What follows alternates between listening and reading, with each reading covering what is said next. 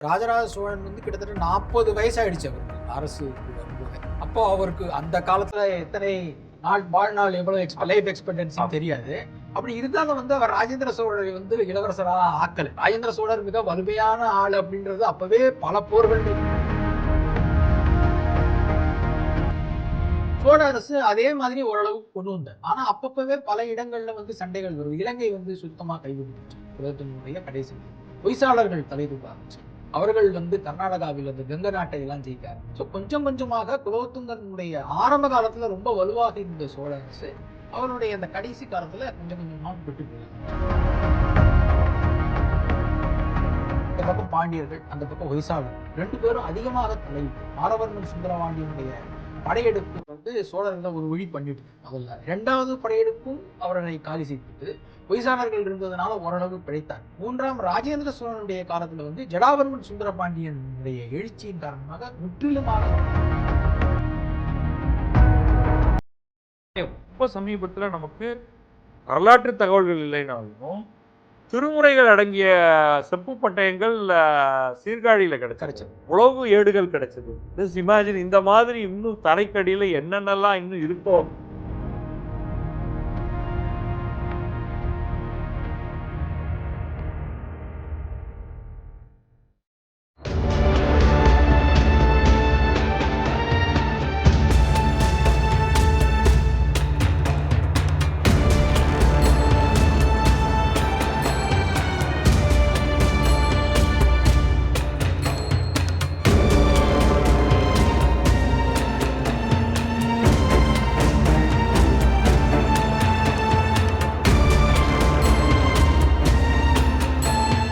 சோழர்களுடைய வரலாறு குறித்து, சோழர்களுடைய வரலாற்றை எழுதியது குறித்து நாம் எழுத்தாளர் எஸ் கிருஷ்ணனோடு பேசிக்கொண்டிருக்கிறோம். இந்த காலகட்டத்தில் ராஜேந்திரன் அதி பயங்கர ஒரு பவரில் இருக்கு. இப்போ ராஜராஜனே வந்து எங்கேயோ அப்படின்னா இவர் அதற்கும் ஒரு அடி மேலே ராஜராஜன் செய்தே பார்த்திராத ரெண்டு பெரிய விஷயங்களை செய்கிறார். கங்கை கரை வரைக்கும் போய் பாலர்களை தோற்கடிப்பது, நடுவில் கண்டவர்களை எல்லாம் தோற்கடிப்பது. அடுத்து ஒரு பெரும் கப்பற்படையை எடுத்து கொண்டு போய் கடாரம் வரை சென்று கெடா அந்த ஸ்ரீவிஜய பேரரசை தோற்கடிப்பது. இன்னும் தன்னுடைய, அதாவது சீனா வரை தன்னுடைய வணிக சாம்ராஜ்யத்தை பெருக்குவது. அப்ப அதற்கு பிறகு இவ்வளவு ஹைட்டுக்கு போனதுக்கு பிறகு அடுத்து என்ன ஆகும்? இந்த இடத்தை அடைந்த பிறகு அவருக்கு வந்து அவரும் சிவபக்தனாகி இந்த கங்கை கொண்ட சோழீஸ்வரர் கோயிலை கட்டிட்டு, ஆனா அவர் பண்ண ஒரு முக்கியமான விஷயம் வந்து இன்னும் உறுதியாக காரணம் சொல்ல முடியவில்லை. என்னன்னா, ராஜராஜ சோழன் வந்து கிட்டத்தட்ட 40 வயசாயிடுச்சு அவருக்கு அரசுக்கு வரும்போதே. அப்போ அவருக்கு அந்த காலத்துல எத்தனை நாள் வாழ்நாள் எவ்வளவு லைஃப் எக்ஸ்பெக்டன்சி தெரியாது. அப்படி இருந்தாலும் வந்து அவர் ராஜேந்திர சோழரை வந்து இளவரசராக ஆக்கல. ராஜேந்திர சோழர் மிக வலிமையான ஆள் அப்படின்றது அப்பவே பல போர்கள்ல ஈடுபட்டு பஞ்சவன் மாராயன் அப்படின்ற பேரை வந்து கர்நாடகாவில் அவருக்கு கொடுத்தலாம் இருந்தாலும் தன்னுடைய இறுதி காலத்துக்கு 2 வருஷத்துக்கு முன்னாலதான் வந்து ராஜேந்திர சோழனே வந்து இளவரசர் ஆக்குறாரு. அதுக்கப்புறம் 2 வருஷம் தான் ஒரு கோரீஜென்ட் 2 வருஷம் தான் இருந்தார் ராஜேந்திர சோழர். ஆனா ராஜேந்திர சோழர் தன்னுடைய 6வது ஆட்சி ஆண்டிலேயே தன்னுடைய மகனான ராஜாதிராஜ சோழனை இளவரசர் ஆக்கிட்டார். இவங்க 2 பேரும் கிட்டத்தட்ட 30 வருஷங்கள் வந்து சேர்ந்து ஆட்சி செய்த ஒரு வித்தியாசமான முறையை நாம பார்க்கிறோம். இவ்வளவு படையெடுப்புகள்லையும் ராஜாதிராஜ சோழனும் சேர்ந்து அவர்களுடைய பல போர்களில் ஈடுபட்டதை நம்ம பார்க்கிறோம். ராஜேந்திர சோழனுக்கு 4 மகன்கள் இருந்தார். முதல் மகன் வந்து சிறு வயதிலேயே இழந்து விட்டார். அப்படின்றதுனாலதான் ராஜாதிராஜராகிய 2வது மகனுக்கு பட்டம் கொடுத்தார். இருந்தாலும் அவருக்கு பிடிச்சது 3வது மகனான தப்ர சபாபதி என்கின்ற 2ஆம் ராஜேந்திரன் திருவிந்தலூர் செப்பேடுகள் எல்லாம் வந்து சொல்லுது. 4வது மகன் வீரராஜேந்திர சோழன், வீர சோழன் பேர். இது தவிர அவருக்கு மகன்கள் இருந்ததாக சொல்றாங்க. அவர்களுடைய பெயர்கள் எல்லாம் என்னன்னு தெரியல. ஒரு பெரிய குடும்பமாகத்தான் இருந்திருக்கிறார். பல மனைவியர், அதனால பல பேர், பல ஆண்கள். ஆனா ராஜாதிராஜருடைய காலத்திலிருந்து ஆரம்பிச்சு வரிசையாக அவருடைய மகன்கள் ஒன்றன் பின் ஒன்றாக ஆட்சி செய்தார்கள். ஒற்றுமையாக இருந்தார்கள். ஒரு வாரிசுரிமை சண்டையே வராத ஒரு காலகட்டமாக 3 பேருடைய நிலைமை, அதாவது அவருடைய நோக்கம் வந்து இந்த அரசை வந்து நிலை நிறுத்துவதாக இருந்தது. அதுல ஓரளவுக்கு எல்லாருமே வெற்றி பெற்றார். அவருடைய தென்னிந்தியா முழுவதுமான சோழ பேரரசை வீரராஜேந்திரனுடைய காலம் வரை வந்து அவர்கள் கட்டி காத்தார்கள் அப்படின்றதுதான் நம்ம வந்து பார்க்கணும். அதன் பிறகு என்ன ஆகுது? அதன் பிறகுதான் வந்து ஒரு முக்கியமான பிரச்சனை சோழ நாட்டில் வருது. அது வாரிசு யார் அப்படின்ற பிரச்சனை.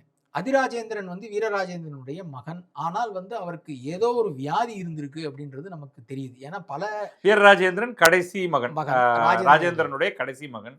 அவனுடைய மகன் அதிராஜேந்திரனுக்கு ஏதோ வியாதி. அதனால பல கோயில்கள்ல வந்து அந்த வியாதி தீரணும் அப்படின்றதுக்கான பூஜைகள்லாம் நடக்கிறது, அதுக்கான நிபந்தனைகள் விடுறத பார்க்குறோம்.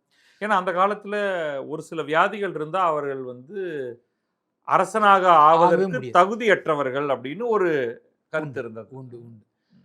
அதனால வந்து அவர் ஒரே வருஷம் அது கூட அவர் ஆட்சி செய்ததாக தெரியல, அதுக்குள்ள இறந்து போயிடுறாரு.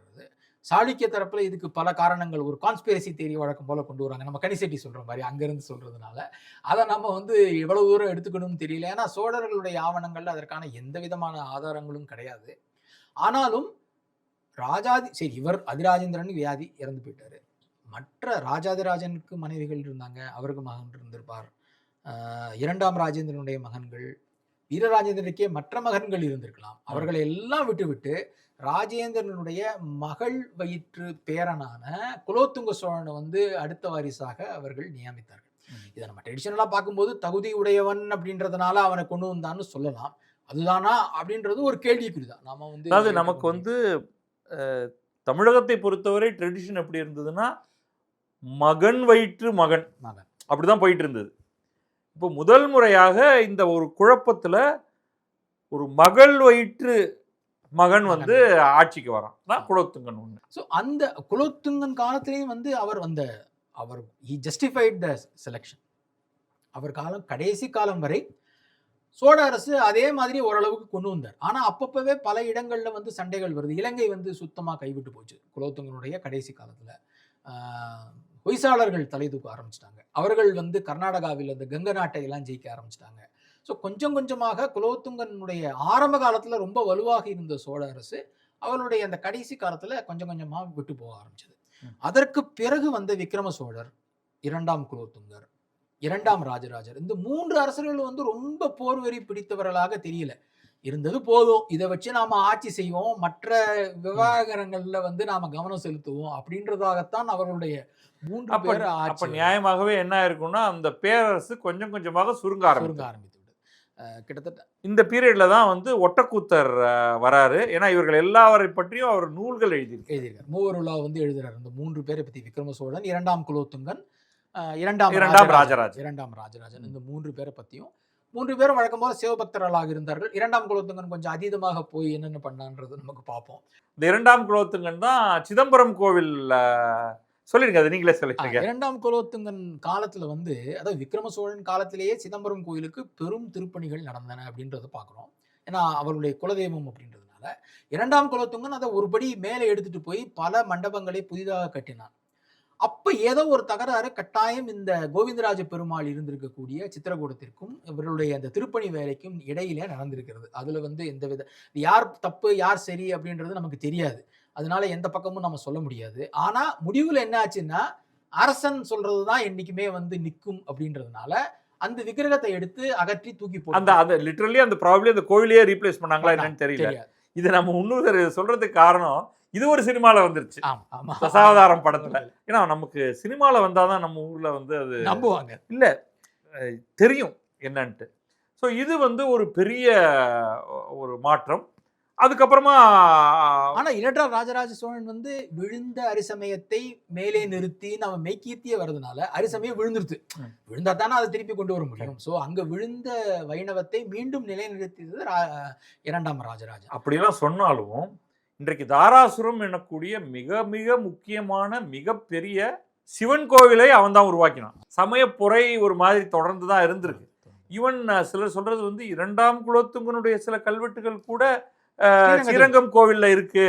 அதனால ஏதோ பிரச்சனை சிதம்பரத்துலன்னு தான் சொல்லணுமே தவிர, அவன் வந்து ஒரு மிக மோசமான வைணவர்களுக்கு எதிரான ஒரு அரசன் அப்படின்லாம் சொல்ல முடியாது. ஆனா நிச்சயமாக அவன் காலத்துல தான் சிதம்பரத்துல கோவிந்தராஜர் வெளியே போனார். பிறகு மீண்டும் பின்னாடி வரார் அவர்.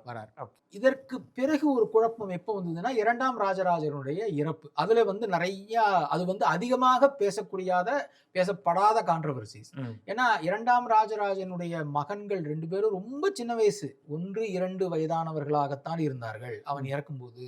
அதனால எதிரெலி பெருமாள் என்ற தன் உறவினனுக்கு முடிசூட்டி விட்டு மறைந்தான் அப்படின்றது தான் பல்லவராயன் பேட்டை கல்வெட்டு சொல்லுது. அப்ப என்ன நடந்தது, என்ன சண்டை அப்படின்றது தெரியல. கிட்டத்தட்ட ஒரு 4 வருஷம் it was totally அனார்கி in Cholanadu.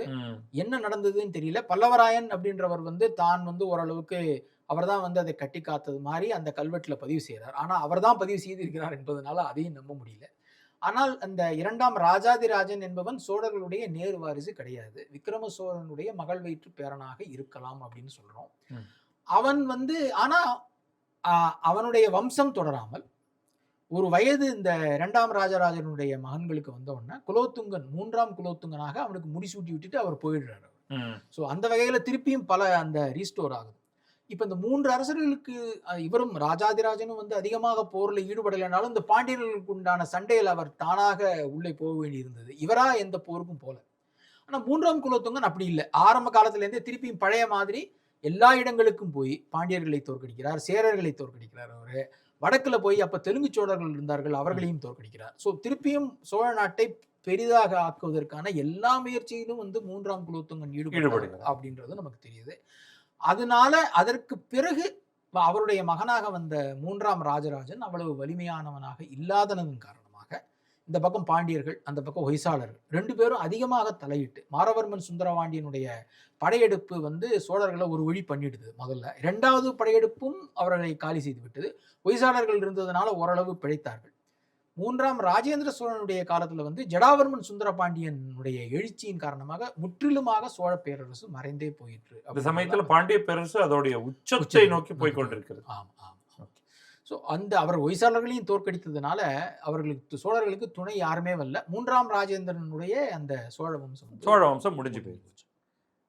Fantastic. So இதை நம்ம வந்து ரொம்ப ஒரு பருந்து பார்வையில் ஒரு பேர்ட்ஸ் ஐ வியூன்னு சொல்கிறோம் இல்லையா, இதை பார்த்தோம். இதில் நம்ம வந்து அங்கங்கே கொஞ்சம் கான்ட்ரவர்சியெல்லாம் பேசினோம். எனக்கு சோழ பேரரசின் வரலாற்றை சொல்வதை விட எனக்கு என்ன இப்போ இன்ட்ரெஸ்ட் உங்கள்கிட்ட ஒரு சில முக்கியமான கேள்விகளை கேட்கணும்னா, இந்த ப்ராசஸ் ஆஃப் ரைட்டிங் எப்படி இருந்தது? சோழர்களுடைய வரலாற்றை எழுத வேண்டும் அப்படிங்கிற யோசனை எப்படி வந்தது?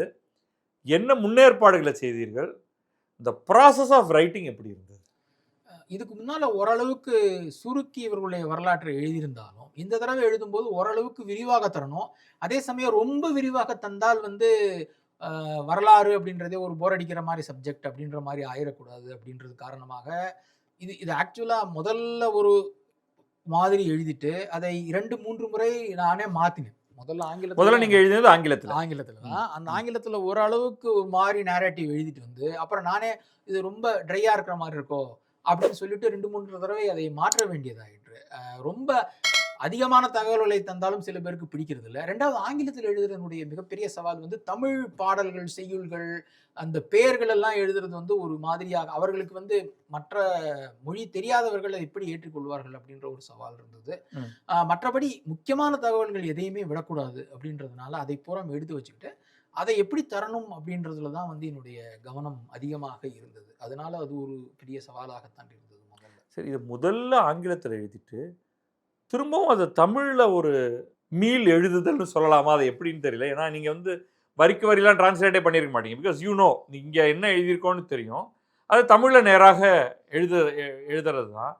அந்த ப்ராசஸில் ஆங்கிலத்தில் இதை இப்படி எழுதியிருக்கிறத கொஞ்சம் வேறு மாதிரி பண்ணியிருக்கலாமோ அப்படின்ட்டு சில இடங்களை வேற மாதிரி ட்ரீட்மெண்ட் பண்ண மாதிரியான ஞாபகங்கள் ஏதாவது நிறைய இருக்கு. அது ஆங்கிலத்தில் எழுதி முடிச்ச உடனே அதை திருப்பி படிக்கும் போதே நமக்கு தோணும், ஆஹா இதெல்லாம் நம்ம எழுதிருக்கலாமோ அப்படின்றது. ஏன்னா வரலாறு வந்து அதிகமாக தகவல்களை நமக்கு தந்துகிட்டே இருக்கு. ஸோ அதெல்லாம் வந்து தமிழ்ல வந்து இப்போ அதை பயன்படுத்திக்கிட்டேன். அப்படியே ஒரு இடம் சொல்ல முடியுமா? தமிழர்களுடைய அந்த பாட்டுகள்லாம் நிறைய நம்ம சொல்றோம் இல்லையா, கல்வெட்டு செய்திகள் நம்ம சொல்றோம். அதை வந்து தமிழ் கல்வெட்டு அப்படியே எழுதும்போது அது எளிதாக புரியும் அவர்களுக்கு என்ன நம்ம சொல்ல வரோம் அப்படின்னு. ராஜராஜ சோழனுடைய காந்தலூர் சாலை வெற்றியை பத்தி பேசும்போது அதற்கா என்ன, அது ஏன் அந்த நடந்தது, காந்தலூர் சாலைனா என்ன அப்படின்றதே வந்து விரிவாக தமிழ்ல எழுத முடிஞ்சது. அவ்வளவு விரிவாக இங்கிலீஷ்ல ஆங்கிலத்தில் எழுதுறது முடியுமா அப்படின்றது சவால் தான். ஏன்னா அந்த சொற்களுடைய கடினத்தினுடைய காரணமாக. ஆமா, இந்த சோர்ஸ்லேருந்து வேற ஒரு மொழிக்கு, அது ஆங்கிலமோ வேற எந்த மொழியாக இருந்தாலுமோ ஆங்கிலத்திலிருந்து தமிழுக்கு கொண்டு வரதும் கஷ்டம், தமிழ்ல இருந்து ஆங்கிலத்துக்கு கொண்டு போறது கஷ்டம். ஆனா இப்ப என்ன கிடைச்சதுன்னா இன்னும் சில தகவல்கள் வந்து இன்னொரு தடவை ஆங்கிலத்தில் எழுதினா இதிலிருந்து இன்னும் கொஞ்சம் அடுத்த எடிஷன் சில இடங்களை மாற்ற மாறும். வேண்டிய இது இருக்கும். இது ஒரு கண்டினியூங் ப்ராசஸ் தானே. இப்ப நாளைக்கு உங்களுக்கு ஒரு புது கல்வெட்டு கிடைக்குது அல்லது ஒரு புது செப்பேடு கிடைக்குது அப்படின்னா, ஏன் ரொம்ப சமீபத்துல நமக்கு வரலாற்று தகவல்கள் இல்லைனாலும் திருமுறைகள் அடங்கிய செப்பு பட்டயங்கள் சீர்காழியில கிடைச்சது. கிடைச்சது. எவ்வளவு ஏடுகள் கிடைச்சது. ஜஸ்ட் இமேஜின், இந்த மாதிரி இன்னும் தரைக்கடியில என்னென்னலாம் இன்னும் இருக்கோ அப்படின்னு. அது வரும்பொழுது நீங்கள் மாற்றிதான் எழுத வேண்டியிருக்கும். ஆமா. இப்ப நம்ம விடை தெரியாத சில கேள்விகள் நமக்கு இருக்கு இல்லையா, இந்த வரலாற்றை எழுதும் பொழுது அது சம்பந்தமான ஏதாவது ஒரு தகவல் வரும்பொழுது அதை நீங்க எழுதித்தானே ஆகணும். அது இப்போ 40,000 கல்வெட்டுகள் வந்து இப்போ மைசூர்லேருந்து இங்கே கொண்டு வந்திருக்காங்க. அதில் ஒரு 13,000 கல்வெட்டுகளை பிரதி எடுக்கக்கூடிய பணி ஆரம்பமாகிவிட்டது அப்படின்றது தான் நான் கேள்விப்படுது. இப்போ அதை வந்து ஆவணப்படுத்தும் போது அதில் என்னென்ன தகவல்கள் நமக்கு கிடைக்குதோ அப்படின்றது தெரியும். 13,000 அப்படின்றது ஒரு சாதாரண விஷயம். சாதாரண எண் இல்லையே. இப்போ நம்ம ஊகித்த பல விஷயங்களாவது கண்டிப்பாக புரட்டி போடக்கூடிய சாத்தியக்கூறுகள் கூட அதில் இருக்கு. நிச்சயமா நிச்சயமா. பட் இந்த ப்ராசஸ் ஆஃப் ரைட்டிங், அது ஒரு எழுத்தாளராக நீங்கள் அதை எப்படி வந்தீங்க? நீங்கள் நிறைய புத்தகங்கள் எழுதியிருக்கீங்க, டிரான்ஸ்லேட் பண்ணியிருக்கீங்க. பட் இந்த புத்தகத்தை எழுதும் பொழுதுன்னு ஸ்பெஷலான ஏதாவது ஒரு எண்ணம், உந்துதல் அது மாதிரி ஏதாவது இருந்தது? கட்டாயம். அதாவது முக்கியமாக சோழர்களை பற்றி நிறைய இப்போ நான் வந்து சமூக ஊடகங்களில் அதிகமாக எழுதும்போது சில தகவல்களை எல்லாம் சொல்லும்போது, ஏன் இதை வந்து நான் வந்து பாடப்புத்தகங்களில் நான் பார்த்ததே கிடையாது, நம்ம ஊர் ஆட்களை பற்றியே நம்ம படிக்கிறதே இல்லையே அப்படின்னு வடநாட்டில் இருக்கவங்கள நம்ம ஊர்க்காரங்களே பல பேர் வந்து இந்த விஷயங்கள்லாம் புதுசாக இருக்கே அப்படின்ற மாதிரி கேட்டதை பார்த்தேன் நான். ஸோ அந்த மாதிரியாக முக்கியமான விஷயங்கள் எல்லாம் நம்ம வந்து சொல்லணும். தமிழ்நாட்டை தாண்டி சோழர்கள் அப்போ போனாங்க, ராஜராஜன் இருந்தார், ராஜேந்திரன் இருந்தார், தென்கிழக்கு ஆசிய நேவி இருந்தது அப்படின்றது தான் தெரியுமே தவிர அதை பற்றிய பல தகவல்கள் வந்து மற்ற அரசர்கள் என்ன செஞ்சாங்க அப்படின்றதெல்லாம் அவங்களுக்கு தெரியாது. ஸோ அந்த தகவல்களை எல்லாம் எப்படி வந்து ஓரளவுக்கு சுவையாக தரலாம் அப்படின்றதுல என்னுடைய முயற்சி இருந்தது. அந்த நோக்கத்துல தான் வந்து இதை நான் எழுத ஆரம்பிச்சேன். ரொம்ப நன்றி கிருஷ்ணன். எனக்கு இது எதனால வந்து இந்த புத்தகம் வந்து முக்கியமானது நமக்கு அப்படின்னா, பொதுவாக நமக்கு வந்து ஆங்கிலத்தில் எழுதுபவர்கள் வேறு, தமிழில் எழுதுபவர்கள் வேறு, அப்படிதான் இருக்கு. அப்படிதான் நம்முடைய வரலாறு அப்படி ஆயிடுச்சு. ஆமா, நமக்கு அப்படிப்பட்டவர்கள் தான் பைலிங்குவல்ஸ்னு யாருமே கிடையாது. அப்போ என்ன ஆகுதுன்னா, நம்மில் சிலர் ஆங்கிலம் பேசுபவர்களோடு பேசிக்கொண்டிருக்கிறோம், வேறு சிலர் தமிழ் மட்டும் படிப்பவர்களோடு பேசிக்கொண்டிருக்கிறோம். அப்போ அந்த 2 பேருக்கும் மீட்டிங் பாயிண்டே இல்லை. இது நம்ம வந்து நீலகண்ட சாஸ்திரி, சதாசிவ பண்டாரத்தார்லேருந்தே பார்க்கலாம். இருவருடைய மொழியும் வேற. நான் சொல்றது வந்து வெறும் அந்த லாங்குவேஜ் ஆஃப் ரைட்டிங், தமிழ் ஆங்கிலம் பற்றி மட்டும் சொல்லலை, அவர்களுடைய அப்ரோச் டு ரைட்டிங் அதுவே வேறு மாதிரியாக. அப்போ அதை உடைத்து இப்போ நீங்கள் வந்து ஒரே நபர் 2 மொழிகளில் எழுதுறீங்க. பைலிங்குவல். அதாவது என்னை பொறுத்தவரை வரலாறு அப்படின்றத எழுதணும்னா அந்த மொழியை வந்து நல்லா தெரிஞ்சுக்கிட்ட ஒரு ஆளால தான் எழுத முடியும்ன்றது என்னுடைய கருத்து. முதல்ல நீங்க அது தாய்மொழியா இல்லையான்றது 2வது விஷயம். மொழி தெரியாம வந்து வரலாறு, இப்போ நம்ம பார்த்த பல எழுத்தாளர்கள் வந்து இந்த மொழியை பிடிக்கவே இல்லை. உதாரணமாக என் நண்பர் ஒருத்தர் கேட்டார், இந்த புத்தகத்துல கோக்கிழான் அடிகள் அப்படின்ற பேர் வந்து கோகிலம் அப்படின்ற மாதிரி போகுது அப்படின்னு ஒருத்தர் கேட்டார். அனிருத் கனிசெட்டியை வந்து அது அதர் பயங்கரமான கிரிட்டிசம், என்னால் தாங்க முடியாதது. அவர் தமிழ் பெயர்களை எல்லாம் ஆங்கிலத்தில் கொண்டு வருகிறேன், பெயரை நம்ம பண்ணக்கூடாதுன்னு சொல்லுவோம், ஆங்கிலத்தில் கொண்டு வருகிறேன் என்று மிக தவறாக மொழிபெயர்த்திருக்கிறார் பல இடங்களில் அப்படிங்கிறது. அவர்கிட்ட நான் சொன்னேன், நீங்க முதல்ல தமிழ் தெரிஞ்சா இதுக்கு அர்த்தம் தெரியும். கோ கிழான் அடிகள், கோ என்றால் அரசன், கிழான் என்றால் தலைவன். கோ கிழான் என்றால் அரசர்களுக்கு தலைவன், அது சிவபெருமானாக கூட இருக்கலாம். என்னுடைய அரசனுக்கு தலைவனான சிவபெருமான், அவனுடைய அடிகள் கோ கிழான் அடிகள் அப்படின்றது. இது வந்து அந்த அரசினுடைய இயற்பெயரே கிடையாது. அவர்களுடைய பேர் வந்து ரவி நீலி. அதை வந்து கோக்கிழான் அடிகள்னு இவர் பட்டாபிஷேகம் செய்யும் போது வச்சாங்க. அதே மாதிரி பல அரசர்களுடைய மனைவிக்கு முக்கோக்கிழான் அடிகள், கோக்கிழான் அடிகள்னு சோழ வம்சத்திலே நம்ம பாக்குறோம். இதை நீங்க போய் கோகிலம்னு அபத்தமாக மொழிபெயர்த்து கோகிலம்னு கொண்டு போய் அதை குயில்னு ஆக்கி மிஸ் குக்கு அப்படின்னு அதை ஆங்கிலத்துல கொண்டு போய், அதனாலதான் வந்து ஒரு அந்த மொழி தெரிந்தவரால தான் வந்து வரலாற்று எழுத முடியும். அதுல வந்து 2 மொழிகளையா செய்ய முடிஞ்சது ஒரு பெரிய பேரு. மற்றபடி தொடர்ந்து கிழக்கு பதிப்பகத்தோட பயணிச்சுட்டு வர்றது வந்து எனக்கு மிகப்பெரிய ஒரு அந்த சுதந்திரம் எனக்கு மிக மிக மகிழ்ச்சியை தருது. இந்த பயணம் தொடரும். இன்னும் நல்ல வரலாற்று நூல்களை நம்ம கொண்டு வருவோம். மிக்க மிக்க நன்றி. நன்றி.